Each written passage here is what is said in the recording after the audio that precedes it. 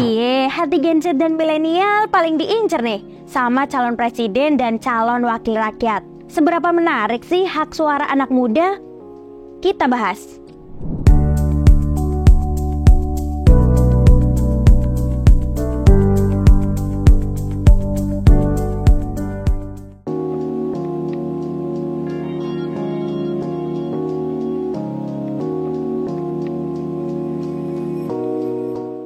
Tahun 2024, tepat di bulan Februari, kita semua bakal milih calon presiden, calon DPR, DPRD, DPD di seluruh kota di Indonesia.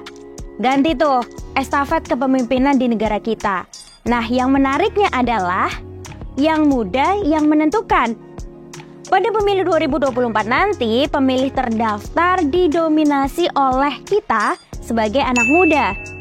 Berdasarkan data KPU, ada sebanyak 56,4% pemilih muda, yang artinya sudah melebihi setengah dari total daftar pemilih tetap atau DPT. Lebih menarik lagi kalau ngelihat kategori generasinya, pemilih milenial mencapai 66,8 juta orang dan pemilih generasi Z mencapai 46,8 juta orang. Itu artinya suara Gen Z dan milenial akan sangat-sangat menentukan hasil pemilu 2024. Itu dia nih alasannya kenapa calon-calon wakil rakyat ini lagi caper-capernya atau cari perhatian sama kita. Gak apa-apa ya teman-teman, kita hargain. Sebagai pemilih dominan dalam pemilu 2024 nanti, ini ngebuktiin kalau suara anak muda kayak kita punya kontribusi yang cukup besar buat nentuin masa depan bangsa. Nah, di sisi lain, yang justru dikhawatirkan itu banyak yang golput. Golput atau golongan putih atau keputusan seseorang gak pakai hak pilih di pemilu, dari tahun ke tahun ada aja persoalannya. Apalagi kalau menyangkut pemilih dominan di generasi anak muda. Kalau kita lihat data, menurut KPU dalam rangkaian pemilu di negara kita sejak 2004, angka golput nih masih ada aja. Puluhan juta orang yang golput itu bukan angka yang dikit kan? Kenapa sih banyak masyarakat kita yang masih golput? Yap, ada beberapa alasan kenapa orang nyoblos di area putih di surat suara, atau nyoblos di banyak nomor, ataupun absen datang ke TPS. Bisa jadi karena ngerasa nggak punya calon pemimpin yang ideal atau yang sesuai dengan yang diharapkan.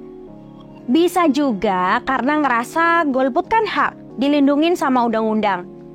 Emang bener sih, undang-undang pemilu kita termasuk demokrasi di berbagai negara di dunia gak mewajibin rakyat buat milih. Tapi ada juga loh yang berpotensi bisa dipenjara. Katanya hak, tapi kok bisa dipenjara? Nah, ada beberapa hal. Berdasarkan Undang-Undang Pemilu dan Peraturan KPU, istilah golput gak dikenal dalam regulasi yang berkaitan dengan pemilu. Yang dikenal itu istilah mempengaruhi atau mengajak pemilih untuk milih atau tidak memilih peserta pemilu. Pasal yang bisa diperumpamakan dengan golput tertera dalam Undang-Undang Nomor 7 Tahun 2017 tentang pemilu, khususnya pasal 515. Nah, berdasarkan pasal itu, golput yang bisa dipidana sekurang-kurangnya harus memenuhi 3 unsur.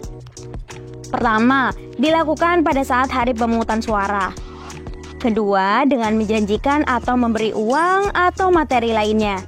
Nah, yang ketiga, merusak surat suara sehingga menyebabkan surat suaranya nggak sah atau nggak bisa dihitung sebagai suara hasil pemilu.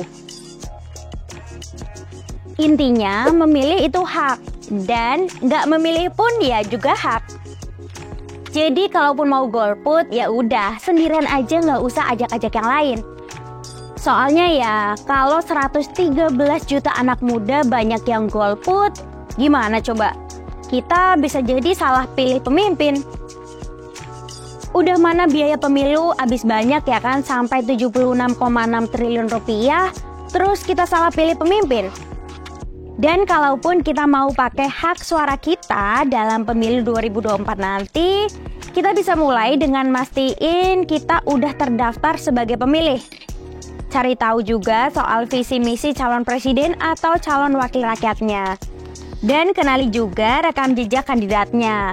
Dan bantu juga ruang pemilu kita biar tetap sehat dan jauh dari perpecahan.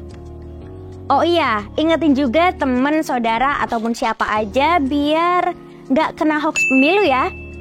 Kalaupun kita ngerasa nggak yakin sama calon-calonnya atau ngerasa belum ada yang terbaik, seenggaknya kita bisa nyegah orang terburuk buat mimpin negara kita. Gimana? Yuk bareng Indonesia Baik bikin Indonesia jadi lebih baik.